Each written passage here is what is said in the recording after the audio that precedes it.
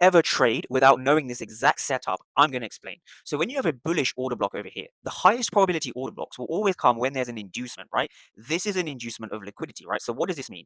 Let's take this to the charts right now, right? This is ES, or the S&P 500 futures, on the 15-minute time frame. This is the golden time frame if you're looking to be profitable, as ICT said himself.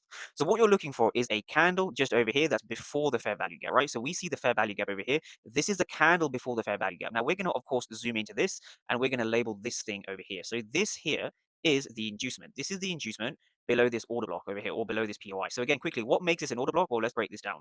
We have taken out structure to the left, right? So we have broken some structure to the left. Tick. We also have a structural high up here. We have a structural low down here. And we are also, the fair value gap is within the discount, right? So we see price coming into the discount area, right? With that being said, now let's go down to the 5-minute time frame.